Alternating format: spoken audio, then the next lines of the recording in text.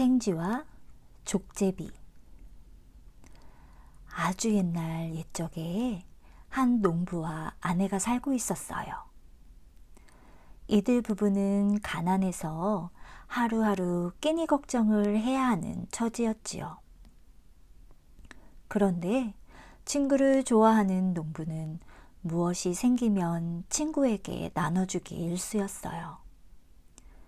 더구나 집에는 부부만 살고 있는 것이 아니라 생쥐와 족제비도 함께 살고 있어서 음식이 생기면 금방 줄어들기 마련이었지요. 찍찍찍찍. 정말 먹고 살기 힘들다. 어떻게 먹을 것이 하나도 없지? 그러게 말이야. 정말 여기에서 계속 살아야 하나 고민이 된다니까. 아, 나도 배부르게 먹고 싶다. 하지만 생쥐와 족제비는 마땅히 갈 곳이 없었어요. 한편 농부의 집 근처에는 농부의 아주 친한 친구가 살고 있었어요. 친구 역시 몹시 가난해서 두 사람은 매일 만나 자신들의 신세를 한탄하곤 했지요. 그러던 어느 날 농부의 친구가 너무 아파 의원을 찾아갔어요. 의원님, 심각한 병입니까? 의원은 한참을 진찰하더니 말했어요. 이 병은 한 가지 약밖에 없습니다. 농부의 친구는 깜짝 놀라 물었지요. 그것이 무엇인가요? 바로 껍질을 벗긴 깨지요. 그걸 드시면 곧 나으실 겁니다. 하지만 꼭 껍질을 벗겨 먹어야 한다는 걸 명심하세요. 하지만 가난한 농부의 친구는 깨를 구할 곳이 없었어요. 그래서 하는 수 없이 하나밖에 없는 친구인 농부를 찾아갔지요. 친구, 내가 좀 아픈데 껍질을 벗긴 깨를 먹어야 낫는다고 하는구먼. 그런데 도대체 깨를 구할 수 없으니 무슨 방법이 없겠나? 그게 뭐 어려운 일이라고 걱정하지 말게. 농부는 친구에게 자신 있게 말했어요. 정말 자네가 깨를 구할 수 있겠나? 하지만 자네도 넉넉하지 않은데 어떻게 구할 수 있단 말인가? 아닐세, 자네의 목숨이 달린 일인데 어떻게 해서든 꼭 구해줌세. 농부는 친구에게 큰 소리를 쳤어요. 그러고는 집으로 가 안팎을 샅샅이 살폈어요.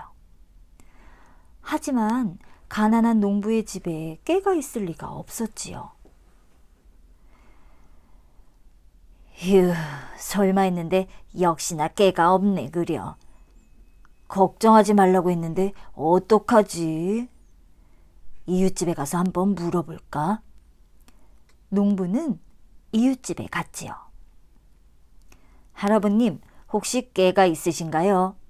제가 좀 필요한데 얻을 수 있을까요? 마침 껍질을 벗기지 않은 깨가 조금 남았는데 이 정도면 되겠나? 충분합니다. 정말 감사합니다. 깨가 생기면 꼭 갚아드리겠습니다. 농부는 다행이라 생각하고 깨를 받아 아내에게 가서 말했어요. 여보, 이 깨 껍질 좀 벗겨주구려. 아픈 친구에게 줄 것이니 정성스럽게 부탁해요. 에휴, 또 친구예요? 어쨌든 알았어요.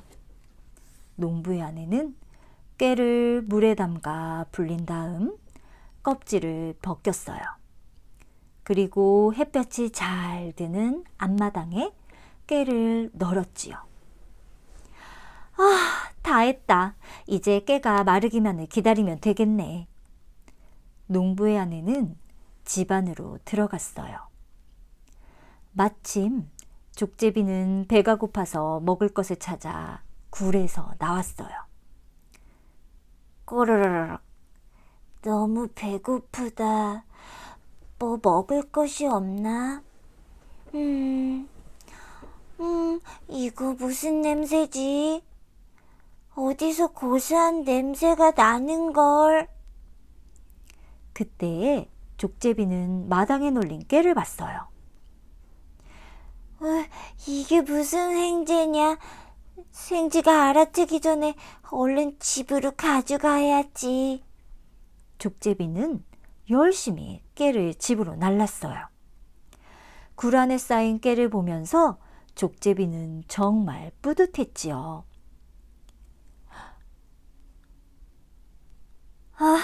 이제 조금만 더 하면 된다. 한동안은 굶지 않고 지낼 수 있을 거야. 나머지 깨를 가지고 오려고 굴을 나서려는 찰나 족제비는 농부의 아내가 나오는 것을 보고 멈췄어요. 아니, 깨가 어디로 간 거지? 누가 가지고 간 거야? 농부의 아내는 당황해 그 자리에 서 있었어요. 남편이 알면 가만히 있지 않을 텐데 어쩌지? 반드시 범인을 잡아야 해. 깨가 아직 남아있는 걸 보면 범인은 반드시 이곳으로 돌아올 거야. 여기서 기다리고 있으면 범인을 잡을 수 있겠지? 네, 가만두지 않을 테다. 농부의 아내는 몽둥이를 찾아 들고 남은 깨 앞에 앉아 범인을 기다렸어요. 농부의 아내는 눈을 부릅뜨고 앞을 보고 있었어요. 족제비는 농부의 아내가 꼭 자신을 보고 있는 것만 같아 덜컥 겁이 났지요. 날 감시하고 있는 게 분명해. 이러다가 여기에서 쫓겨나겠는걸. 날 죽일지도 몰라. 어떡하지? 족제비는 이러지도 못하고 저러지도 못한 채 고민했어요.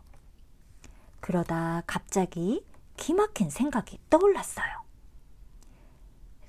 그래, 깨를 다시 돌려놓으면 되겠다. 그럼 내가 범인이라고 생각하지 못할 거야. 게다가 깨를 되찾고 나면 다시 집으로 들어가겠지. 이렇게 생각한 족제비는 서둘러 굴로 들어갔어요. 그리고 깨를 가져다 원래 있던 자리에 돌려놓기 시작했어요. 그때 농부의 아내는 조그만 족제비가 다가오는 것을 봤어요. 아니, 저 녀석은 뭐지? 가만히 보고 있자니 족제비가 조금씩 깨를 가져다 놓고 있는 게 아니겠어요? 지금 깨를 가져다 놓고 있는 거지? 착한 족제비군. 훔친 녀석한테 다시 깨를 돌려놓다니 말이야. 내 언제 저 녀석에게 보답을 해야겠어. 농부의 아내는 족제비를 기특하게 바라봤어요. 착한 족제비에게 힘들게 이런 일을 하게 만들다니. 내가 꼭 범인을 잡고 말 거야. 농부의 아내는 족제비의 행동을 지켜보면서 범인이 누구인지 계속 생각하고 있었어요.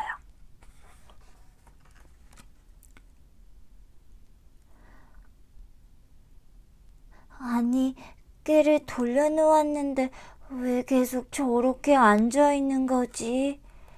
그리고 왜 나만 보는 걸까? 내가 범인인 줄 아는 걸까? 족제비는 농부의 아내 모습을 보고 불안해졌어요.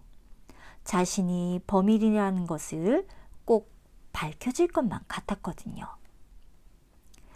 그래서 족제비는 뾰족한 꾀를 생각해 생쥐에게 갔어요.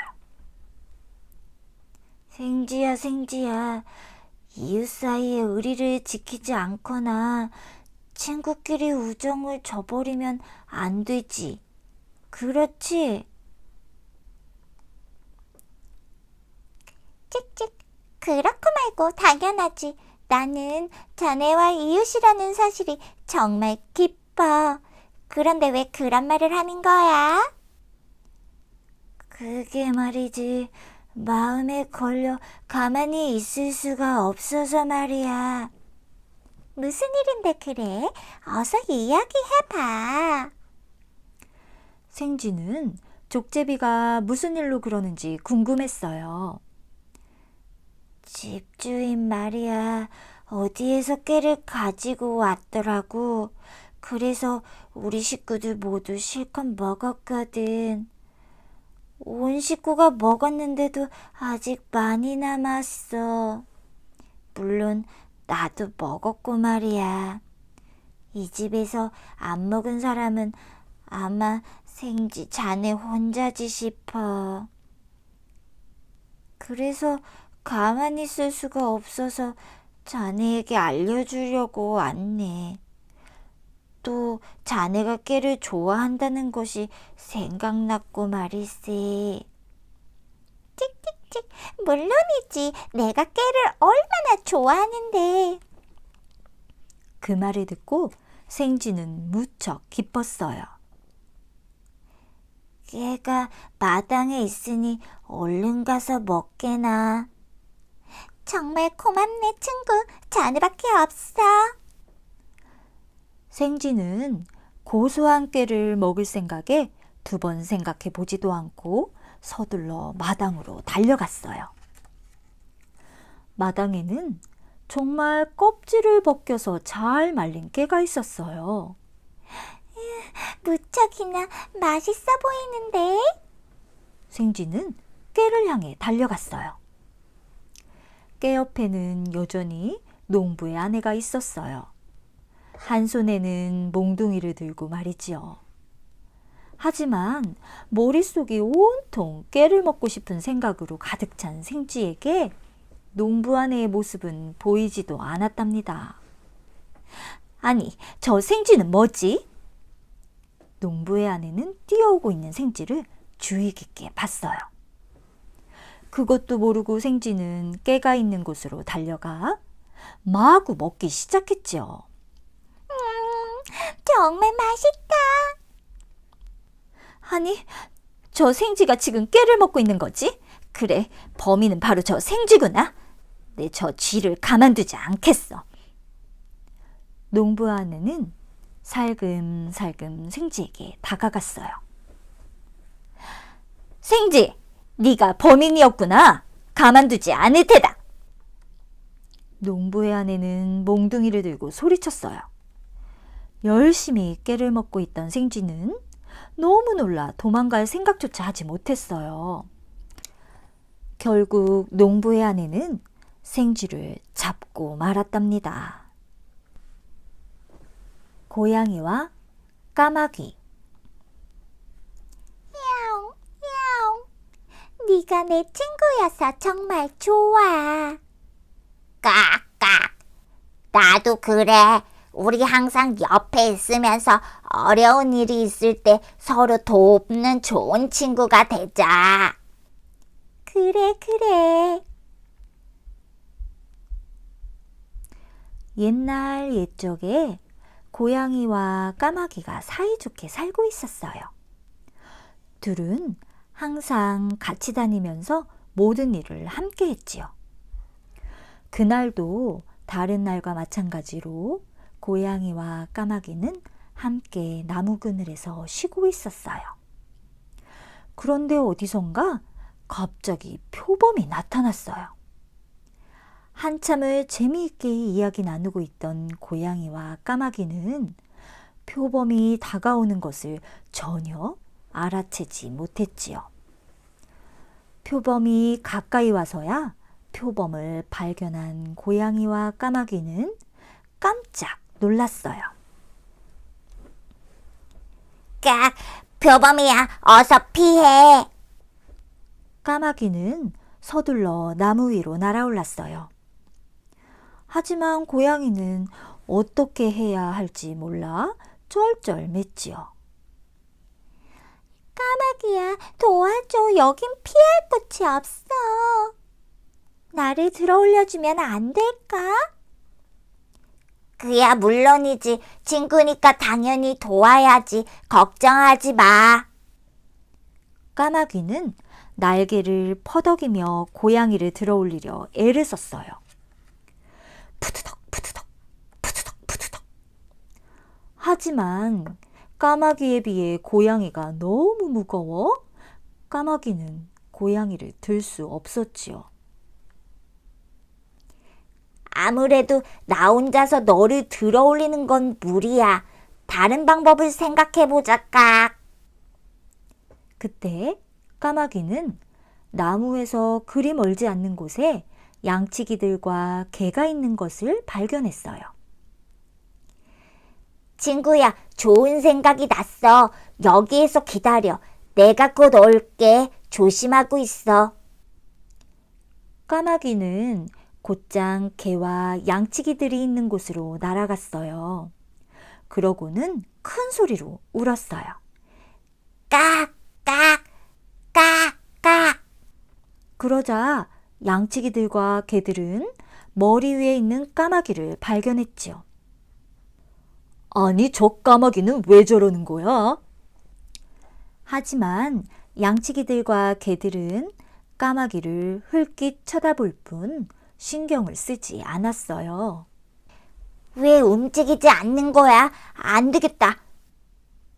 까마귀는 양치기들과 개들을 괴롭히기 시작했어요.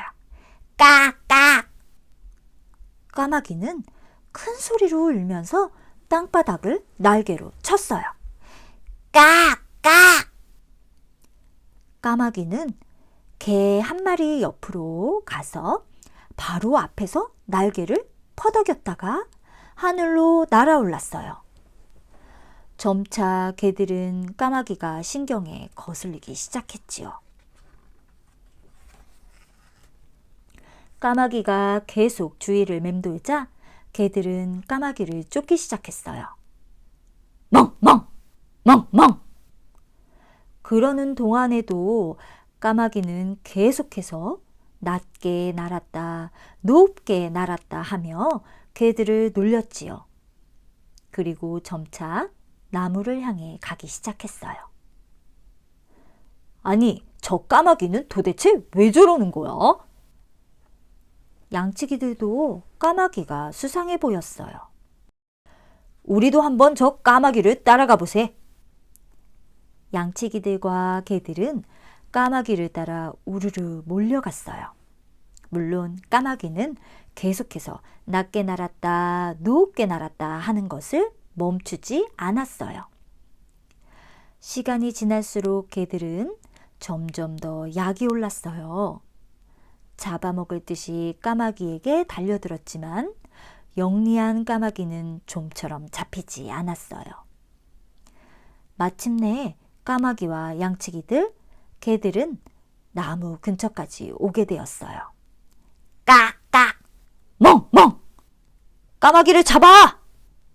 고양이를 어떻게 잡아먹을까 고민하고 있던 표범은 까마귀 한 마리와 양치기들, 개들이 요란스럽게 달려오는 것을 보고 깜짝 놀랐어요. 그리고 그 모습에 겁이 나 재빠르게 도망갔지요. 나무 뒤에 숨어 벌벌 떨고 있던 고양이는 그제야 앞으로 나왔어요. 까마귀야, 정말 고마워. 네 덕분에 목숨을 구했어. 친구라면 당연히 해야 하는 일인데 뭐, 깍. 저 개들한테 잡히기 전에 얼른 여기를 떠나자. 이렇게 해서 고양이와 까마귀는 위험을 피할 수 있었어요. 고양이는 까마귀에게 미소를 지으며 계속 고맙다고 인사했어요. 그러자 까마귀는 안전한 곳으로 와서 자신이 알고 있는 시 한 편을 고양이에게 들려주었답니다. 까마귀가 들려주는 시 한 편을 잘 들어보세요. 좋은 친구란 친구가 공경에 처했을 때 자기 몸을 살피지 않고 친구를 구해주는 것. 앞일을 알 수 없어 서로 헤어지게 되었을 때 헤어지기 싫어서 한숨 쉬며 아쉬워하는 친구를 보며 언젠가 다시 만난 날을 손꼽아 기다린다. 고슴도치와 비둘기. 옛날 옛적 비둘기 부부가 대추야자 나무에서 남부럽지 않게 살고 있었어요. 냠냠냠냠 냠냠냠냠. 여보, 이 야자 열매가 정말 맛있지 않소? 맞아요. 이 나무가 있어서 얼마나 행복한지 모르겠어요. 먹을 것 걱정 없어 이렇게 살 수 있으니 말이에요. 그 나무 근처에는 고슴도치 한 마리가 집을 짓고 살고 있었어요. 하지만 비둘기 부부와 달리 고슴도치는 떨어지는 야자 열매로 간신히 끼니를 때우며 살고 있었지요. 아, 저 비둘기 부부는 좋겠다. 난 이렇게 배가 고픈데 저 부부는 야자 열매를 실컷 먹을 수 있고 말이야. 고슴도치는 부러운 눈으로 비둘기 부부를 올려다봤어요. 하지만 곧 비둘기 부부가 미워졌어요. 이건 모두 비둘기 부부가 열매를 떨어지기도 전에 다 먹어서 그런 거야. 너무 불공평하잖아. 저 비둘기 부부를 없애고 야자 열매를 손에 넣을 수 있는 방법이 없을까? 고슴도치는 고민하고 또 고민했어요. 그러다 좋은 꾀가 떠올랐어요. 고슴도치는 대추야자 나무에 뿌리가 있는 곳에 구멍을 파서 그곳으로 이사했어요. 그리고 구멍 옆에 기도하는 곳을 만들어 비둘기가 관심을 보일 때까지 그곳에서 기도했지요. 저 고슴도치는 정말 열심히 기도하는걸? 어떻게 저렇게 기도만 할 수 있지? 남편 비둘기는 호기심에 고슴도치에게 가서 물었어요. 고슴도치님, 이렇게 기도를 하신 지 얼마나 되셨나요? 고슴도치는 옳거니 하고 대답했어요. 이제까지 30년이 되어 갑니다. 그러면 식사는 어떻게 하십니까? 나무에서 간혹 떨어지는 열매를 먹지요. 남편 비둘기는 고슴도치가 대단해 보이기 시작했어요. 아니, 그것만 먹고도 살 수 있단 말인가요? 그렇다면 옷은 어떻게 하십니까? 여기 제가 입고 있는 바늘이 바로 옷입니다. 밤에는 좀 춥지만 이것으로도 충분합니다. 그렇게 뾰족한 옷을 입고 사시다니. 그렇다면 다른 곳도 많은데 하필 왜 이곳에서 기도를 하시나요? 저는 잘못된 길을 가고 있는 사람들에게 바른 길을 안내해주고 어리석은 자들을 가르쳐주고 있습니다. 그래서 이곳에 머물고 있지요. 이곳에는 길을 잃고 방황하는 사람이 많아 보이더군요. 남편 비둘기는 그 말을 듣고 감탄했습니다. 오, 그러시군요. 고슴도치님, 당신은 정말 훌륭한 분이십니다. 남편 비둘기는 말을 마치고 집으로 돌아가려고 했어요. 하지만 고슴도치는 이번 기회를 놓칠 수 없었지요. 잠깐만요. 당신은 어떻게 살고 있는지 생각해 보셨나요? 저요? 글쎄요. 먹고 살기 바빠서 그런 것에 대해서 생각하지 못했는데요. 남편 비둘기는 당황하며 대답했습니다. 그럼 제가 한 농부 이야기를 해드리겠습니다. 남편 비둘기는 고슴도치가 무슨 말을 할지 궁금했어요. 이렇게 위대한 사람이 하는 말이라면 꼭 들어야 할 것 같다는 생각이 들었지요. 고슴도치가 입을 열었어요. 아주 게으른 한 농부가 살고 있었습니다. 농부는 그냥 편하게 지내는 것만 좋아했지요. 훗날에 어떻게 될 것인지 생각도 안 하고 말이지요. 씨 뿌릴 때가 와도 농부는 귀찮아서 일하기 싫었습니다. 그래서 농부는 이번에는 농사가 안 될 거야. 괜히 씨를 낭비할 필요가 뭐가 있어? 하고 씨를 뿌리지 않았습니다. 비둘기는 고슴도치의 이야기에 집중했어요. 그래서 농부는 어떻게 되었나요? 뻔하지 않습니까? 추수할 무렵이 되자 농부는 먹을 것이 없었어요. 결국 굶어 죽고 말았답니다. 물론 씨를 뿌리지 않은 것을 후회하면서 말이지요. 남편 비둘기는 고개를 갸우뚱하며 고슴도치에게 물었지요. 네, 그렇군요. 그런데 어떤 뜻으로 저에게 그런 말씀을 하시는 건가요?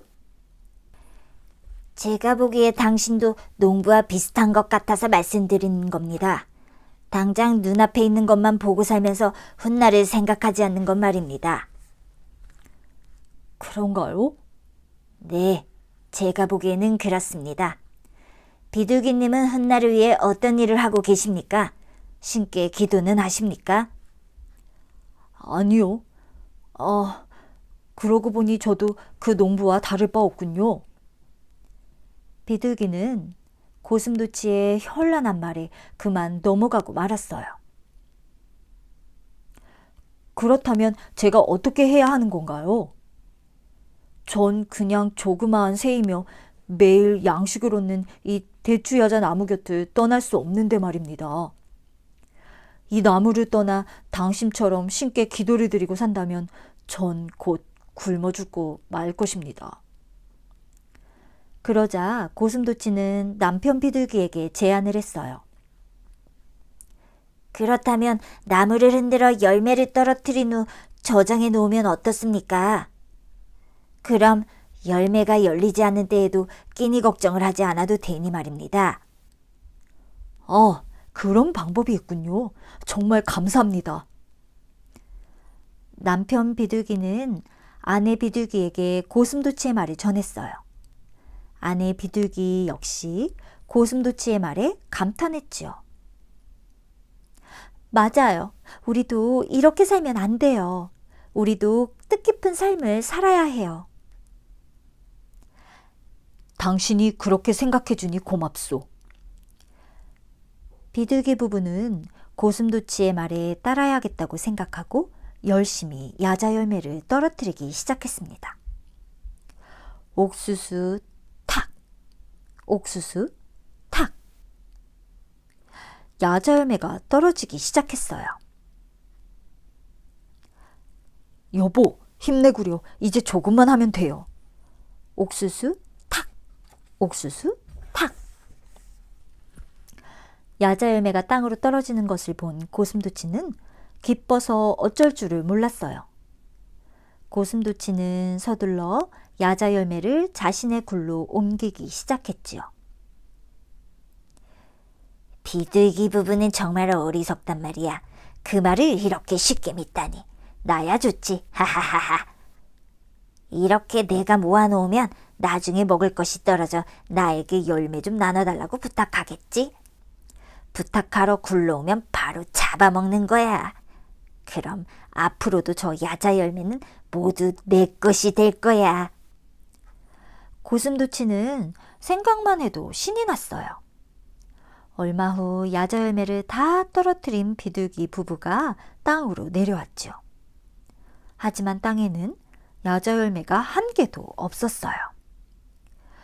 비둘기 부부가 두리번 거리고 있을 때 고슴도치가 굴 밖에서 나왔어요. 고슴도치님, 혹시 야자 열매를 못 보셨습니까? 고슴도치는 순간 뜨끔했어요. 하지만 고슴도치는 그런 기색을 감추고 태연하게 대답했지요. 아마 바람에 날아갔나 봅니다. 하지만 이것이야말로 좋은 기회입니다. 지금을 기회로 삼아 신께 기도드립시다. 고슴도치는 다시 한번 유창한 말솜씨로 비둘기 부부에게 검소하고 절제된 생활에 대해서 말하기 시작했어요. 그러고는 점점 자신의 굴에 있는 곳으로 비둘기 부부를 데려갔지요. 마침내 비둘기 부부는 고슴도치의 굴 안으로 들어갔어요. 그러자 갑자기 고슴도치가 쾅! 하고 문을 닫는 게 아니겠어요? 비둘기 부부는 깜짝 놀라 고슴도치에게 물었어요. 아니, 갑자기 문을 왜 닫는 것입니까? 그러자 고슴도치는 이를 갈면서 대답했어요. 그건 두고 보면 알겠지요. 헤헤헤헤. 우리를 속인 건가요? 신께서 가만히 있지 않으실 겁니다. 혹시 이런 이야기는 들어보셨습니까? 남편 비둘기는 고슴도치에게 이야기하기 시작했어요. 옛날 한 도시에 큰 부자 상인이 살고 있었습니다. 이 상인은 낙타와 여러 물건을 준비해 도시로 장사를 하러 떠났습니다. 길을 가던 도중에 상인은 우연히 사기꾼 2명과 함께 가게 되었죠. 하지만 사실 우연은 아니었습니다. 이 2 사기꾼은 자신들도 상인이라 속이고 함께 가게 된 것이었죠. 사기꾼들은 상인을 속인 후 그 상인의 물건을 자신들이 다 차지하려는 계획을 가지고 있었습니다. 그래서요. 고슴도치는 남편 비둘기의 이야기를 시큰둥하게 들었어요. 하지만 남편 비둘기는 개의치 않고 이야기를 계속했지요. 상인과 2 사기꾼이 여관에 도착했지요. 2 사기꾼은 상인의 물건을 빼앗으려 의논했습니다. 하지만 그러면서도 이 2은 마음속으로는 상대방을 속이는 생각을 가지고 있었습니다. 혼자 물건을 독차지하려고 말입니다. 고슴도치는 점점 남편 비둘기의 이야기에 빠져들기 시작했어요. 그날 밤 사기꾼 1명이 숙소로 돌아가 상대방을 속일 생각을 했습니다. 음식에 독약을 넣어 상대방에게 먹이려는 잔인한 계획이었죠. 비둘기는 고슴도치를 힐끗 쳐다보더니 이야기를 계속했지요. 한 사기꾼이 음식을 가지고 다른 사기꾼의 방으로 갔습니다. 하지만 나중에 보니 어찌된 일인지 2명의 사기꾼이 모두 죽어 있었죠. 남편 비둘기는 잠시 숨을 돌리려고 이야기를 멈췄습니다. 아니, 왜 2 사기꾼이 죽은 건가? 고슴도치는 그새를 못 참고 물어봤어요. 그건 바로 2 사기꾼이 같은 생각을 했기 때문이었죠. 욕심이 많았던 2 사기꾼은 서로의 음식에 독약을 넣었던 것입니다. 남편 비둘기는 고슴도치를 똑바로 쳐다보면서 말했습니다. 자, 이제 아시겠습니까? 남을 속여 남의 물건을 뺏으려고 한 사람의 최후의 모습은 이렇습니다. 곰곰이 생각하던 고슴도치는 천천히 일어나 문을 열어줬어요. 신께서 당신에게 자비를 베풀길 바라겠습니다. 비둘기 부부는 고개를 숙인 고슴도치에게 이렇게 말하며 굴을 나가 대추야자 나무집으로 날아갔답니다. 오늘 이야기 끝.